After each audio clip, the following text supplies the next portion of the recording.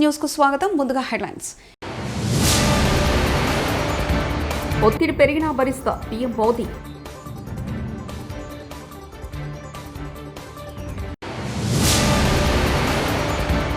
TDR బాండ్ల కుంభకోణం. IAS అధికారినిపై వైకాపా నేత భూమల తీవ్ర ఆరోపణలు.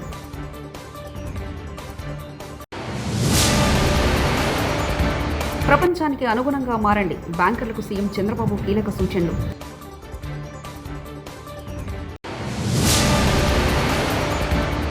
అనకాపల్లిలో 126 అడుగుల భారీ మట్టి గణపతి. మనపై ఒత్తిడి పెరగొచ్చు కానీ మనం దాన్ని భరిద్దామని ప్రధాని నరేంద్ర మోదీ పేర్కొన్నారు. ఈ నెల 20 నుంచి భారత్ వస్తువులపై అమెరికా 50% సుంకాలు అమల్లోకి రానున్న నేపథ్యంలో ఆయన వ్యాఖ్యలకు ప్రాధాన్యత ఏర్పడింది. ప్రధాని మోదీ సోమవారం గుజరాత్లోని అహ్మదాబాద్లో పలు పథకాలను ప్రారంభించి రోడ్ షో నిర్వహించారు. అనంతరం జరిగిన బహిరంగ సభలో మాట్లాడుతూ రైతులు, పశుపోషకులు, చిన్న పారిశ్రామికవేత్తల ప్రయోజనాల విషయంపై రాజీపడే ప్రసక్తే లేదని స్పష్టం చేశారు. ఎవరి పేర్లు ప్రస్తావించకుండానే ఆర్థిక ప్రయోజనాల చుట్టూ ప్రపంచ రాజకీయాలు తిరుగుతున్నాయన్నారు. రక్షణ శక్తికి మారుపేరుగా నిలిచిన సుదర్శన చక్రధారి శ్రీకృష్ణుడు జాతీయోద్యమంలో ఈ రాట్నంపై నూలువడికి స్వదేశ దుస్తులు వాడాలన్న మహాత్మా గాంధీ బాటలో భారత్ సాధికారత సాధించిందని మోదీ చెప్పారు. अपनी पुरानी गाड़ियों को, पुरानी एम्बुलेंसेस को हाइब्रिड ईवी में बदल सकते हैं. मारुति सुजुकी ने इस चुनौती को स्वीकार किया और केवल 6 महीने में एक वर्किंग प्रोटोटाइप तैयार कर दिया. अभी मैंने वो हाइब्रिड एम्बुलेंस का प्रोटोटाइप देखा भी है. ये hybrid ambulance PM E drive scheme में पूरी तरह फिट बैठती है. लगभग 11,000 करोड़ रुपए की इस योजना में ई एम्बुलेंस के लिए भी बजट निर्धारित किया गया है. हाइब्रिड ईवी से पॉल्यूशन भी घटेगा और पुराने व्हीकल्स को ट्रांसफॉर्म करने का विकल्प भी मिलेगा. साथियों, क्लीन एनर्जी और क्लीन मोबिलिटी ये हमारा फ्यूचर है. ऐसे ही प्रयासों से भारत तेजी के साथ क्लीन एनर्जी और क्लीन मोबिलिटी का एक रिलायबल सेंटर बनेगा. రాష్ట్ర స్థాయి బ్యాంకర్ల సమావేశంలో ముఖ్యమంత్రి నారా చంద్రబాబు నాయుడు పాల్గొని వివిధ అంశాలపై సమీక్ష నిర్వహించారు. ఈ సమావేశంలో ముఖ్యమంత్రి పలు కీలక అంశాలపై తన అభిప్రాయాలు వ్యక్తం చేశారు. వ్యవసాయం, ప్రాథమిక రంగాలు, ఎంఎస్ఎంఈ, ఎస్హెచ్జి రంగాలు, రుణ వితరణ లక్ష్యాలు, గ్రామీణ ప్రాంతాల్లో బ్యాంకింగ్ సేవలపై అధికారులతో చర్చించారు. నాగార్జునసాగర్ నియోజకవర్గం అనుముల మండలం కొత్తపల్లిలో యూరియా కోసం బారులు తీరిన రైతుల కష్టాలు అడిగి సమస్యలను అధికారుల దృష్టికి తీసుకెళ్లిన మాజీ ఎమ్మెల్యే నోముల భగత్. మేడం ఏం లేదు, ఇది ఇక్కడికి వచ్చిన అంటే వీళ్ళు ఏంటంటే పొద్దున్నుంచే లైన్లో ఉన్నాము, 3 గంటల నుంచే 2 ఇస్తున్నారని వాళ్ళు మాట్లాడుతున్నారు. మేడం ఏమైంది, అందరికీ రావాలనా?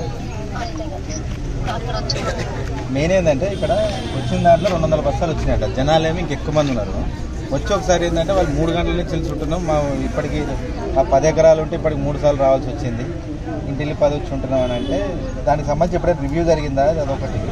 ఇంకోటి తిరుమలగిరి సెంటర్కి సంబంధించి ఆ తిరుమలగిరి వాళ్ళందరం కూడా మేము డొక్కలబాయి దాకా పోవాల్సి వస్తుందని ఒకసారి మాట్లాడండి అని పొద్దునట్టే వచ్చారు రైతులందరూ తిరుమలగిరి నుంచి. కొంచెం నాకు తిరుమలగిరిలో పెట్టేటట్టు చూడండి మేడం అది. ఎందుకంటే ఇప్పుడు తిరుమలగిరి హెడ్ క్వార్టర్ చేసి దాన్ని పెద్ద కేంద్రంగా మార్చే ప్రయత్నంలో అలా తీసిపోయి డొక్కలబాయిలో పెడితే వాళ్ళందరూ ఇబ్బంది పడుతున్నారు. పొద్దునట్టే వచ్చినారు వాళ్ళందరూ. వస్తే అది కూడా చూద్దామని అంటే అక్కడ పెట్టలేదన్నా, డొక్కలబాయిలో పెట్టారు, మీరే మాట్లాడాలంటే సరే అని మాట్లాడారు. ఇక్కడ కూడా కొంచెము మీరు ఎమ్మెల్యే గారితో ఒకసారి మాట్లాడి, ఎందుకంటే ఆయన కూడా చనువు ఉంది మేడం కేసీఆర్ మన ఆయన ముఖ్యమంత్రితోటి రేవంత్ రెడ్డి తోటి కొంచెం మీరు మాట్లాడి కొంచెం ఎక్కువ బస్తాలు తీసుకొచ్చి చేసి జల్దీ క్లియర్ చేస్తే అప్పుడు పెద్ద వాళ్ళు చాలా వయసులో చాలా మంది పెద్ద వాళ్ళు ఉన్నారు. వాళ్ళందరూ కూడా లైన్లో నిల్చొని క్యారీలు కట్టుకొని వచ్చినారు, బాగా ఇబ్బంది పడుతున్నారు. కొంచెం అది చూసుకున్నారు. థ్యాంక్ యూ ఓ సీనియర్ ఐఏఎస్ అధికారినిపై వైకాపా నేత భూమన కరుణాకర్ రెడ్డి తీవ్ర ఆరోపణలు చేశారు. టీడీఆర్ బాండ్ల కుంభకోణంలో ఆమె పాత్ర ఉందన్నారు. ఈ మేరకు భూమన వీడియో విడుదల చేశారు. వైకాపా హయాంలో అధికారిని పురపాలక శాఖ బాధ్యతలు పర్యవేక్షించారు. ప్రకటించినట్టుగా ఈరోజు పత్రికలలో వార్త చూశాను. ఆయన మళ్ళీ దానికి భిన్నంగా మాట్లాడినా నాకు అభ్యంతరం లేదు. ఎందువల్లంటే టీడీఆర్ బాండ్ల విషయంలో ఏ విచారణకైనా సిద్ధంగా ఉన్నామని ప్రకటిస్తున్నాను నేను. కానీ దీనికి సంబంధించి నేను ఏ రోజు కూడా స్పందించలేదు. ఏదో విమర్శలు వస్తున్నాయి, సరే చూద్దాము అనేటువంటి ధోరణిలోనే నేను వెళ్ళటం జరిగింది. జనరల్గా నా మీద వచ్చేటువంటి విమర్శలకు నేను వెంటనే స్పందించటం కూడా నాకు అలవాటు లేదు. ఇవన్నీ కూడా రాజకీయాలలో చాలా సర్వసాధారణమైనటువంటి విషయాలే కదా అని. కానీ దీని మీద ఈ రోజున ఒక వివరణ చెప్పాల్సినటువంటి అవసరం ఉన్నది అని భావిస్తున్నా. 2 సంవత్సరాలుగా దాదాపు నా మనసులో ఉన్నటువంటి అభిప్రాయం ఇది. గతంలో నేను సీఎంఓలో ఉన్నటువంటి ఒక సీనియర్ అధికారితో కూడా నేను మాట్లాడడం జరిగింది. నేను దీని మీద మాట్లాడతాను అని కూడా. కానీ ఆ రోజున వీలు కాలేదు. ఈ రోజున తప్పనిసరిగా నేను మాట్లాడక తప్పటం లేదు. దీనికి ప్రధానమైనటువంటి కారణం ఒక అవినీతిలో అనకొండ లాంటి ఒక అధికారిని, రాష్ట్రంలో ఉన్నటువంటి మంత్రులనందరినీ కూడా పూచిక పుల్లల్లాగా చూసేటువంటి అధికారిని, మరి తన శాఖకు ఇన్ఛార్జిగా ఉండేటువంటి మంత్రులనైతే లెక్క కూడా చేయనటువంటి అధికారిని, ఆ అధికారిని డబ్బులు సంపాదించటమే తప్ప ఏ నైతిక విలువలు లేనటువంటి మనిషిగా, ఒక మాటలో చెప్పాలంటే ఓ తాటకిలాగా కింది అధికారుల పట్ల వ్యవహరించేటువంటి ఆమె, తిరుపతిలో మేము నూతనంగా రోడ్లు వేస్తున్నాము కనుక ఆ రోడ్లను కోల్పోయి, ఆ రోడ్ల వలన స్థలాలు కోల్పోయేటువంటి వాళ్లను టీడీఆర్ బాండ్ల పేరుతో దోపిడీ చేయటానికి, తద్వారా 100 కోట్లు నొక్కియటానికి ఆవిడ పన్నిన కుటిల పన్నాగాన్ని అడ్డుకున్నాము అన్నటువంటి దుగ్ధతో, కోపంతో ఆవిడ తెలుగుదేశం పార్టీకి సంబంధించిన మా పక్క జిల్లా నేతలకు ఈ విషయాన్ని చెప్పి, ఏం మాట్లాడినా చెల్లుతుంది కాబట్టి 2,000 కోట్ల రూపాయలు అవినీతి జరిగింది అని ఆ రోజు నుంచి ఈ రోజు వరకు కూడా మా మీద ఎంత ప్రచారం చేశారో అందరికీ కూడా తెలుసు. ఇప్పుడు మళ్ళీ చెప్తున్నాను, నేను ఏ విచారణకైనా సిద్ధమే. 1 రూపాయి అవినీతి మేము చేసి ఉండినా మేము దేనికైనా కూడా ఆ శిక్షకు బద్దులమై ఉంటామనని.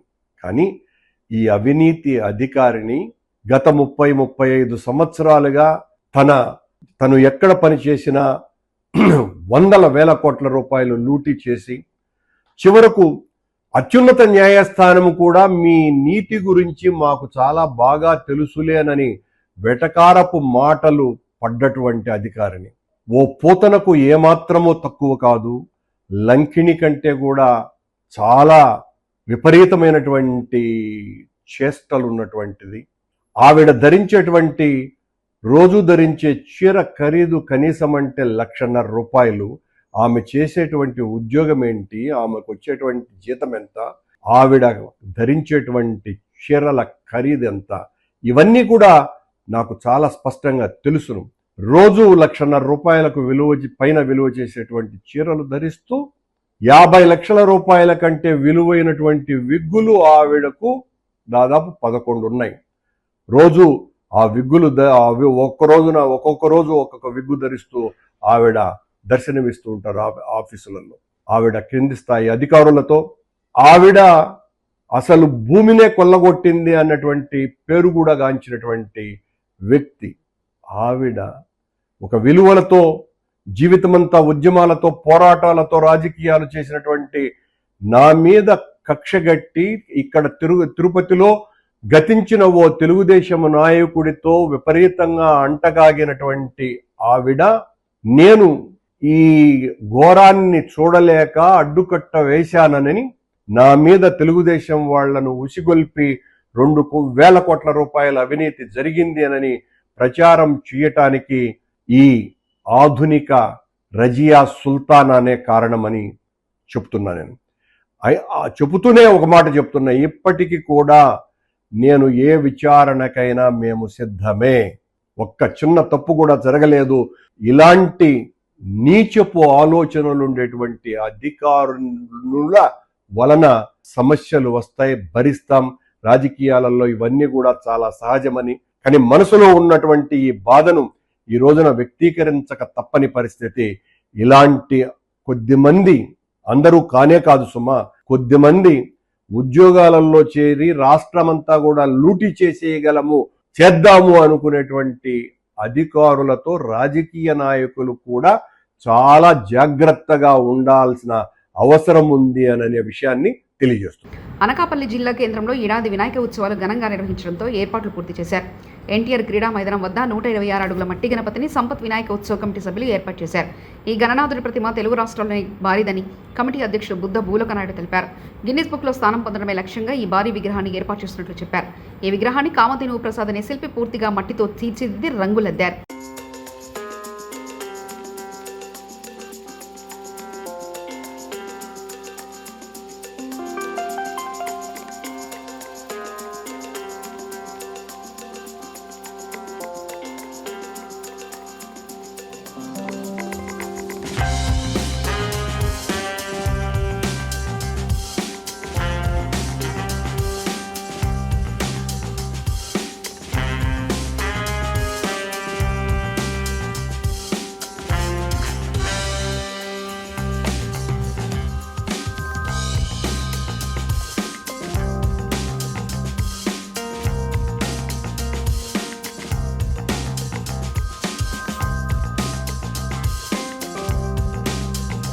మొక్కలు నాటి వాటిని కాపాడుకోవాల్సిన బాధ్యత అందరిపై ఉందని సంగారెడ్డి ఎమ్మెల్యే చింతా ప్రభాకర్ అన్నారు. సంగారెడ్డి పట్టణంలో 31, 32 వార్డులలో వన మహోత్సవ కార్యక్రమాన్ని ఎమ్మెల్యే చింతా ప్రభాకర్ ప్రారంభించారు.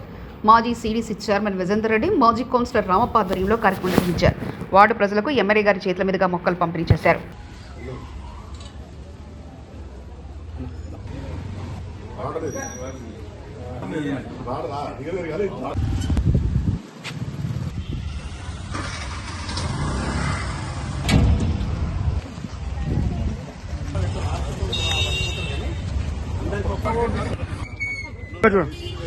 అమ్మినా సార్ సరికట్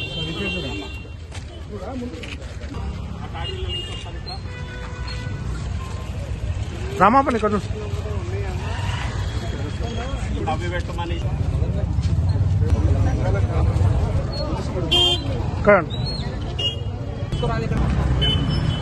ఇక్కడ రా.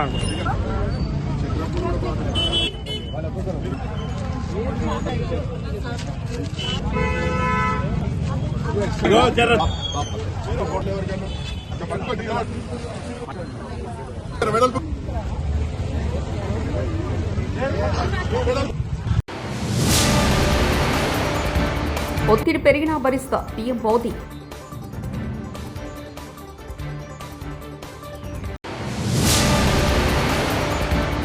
టీడీఆర్ బాండ్ల కుంభకోణం, ఐఏఎస్ అధికారినిపై వైకాపా నేత భూమల తీవ్ర ఆరోపణలు.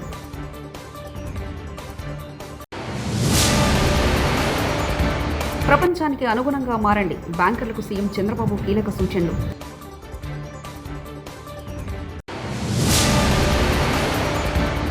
అనకాపల్లిలో 126 అడుగుల భారీ మట్టి గణపతి. ఇవి బులెటిన్ విశేషాలు.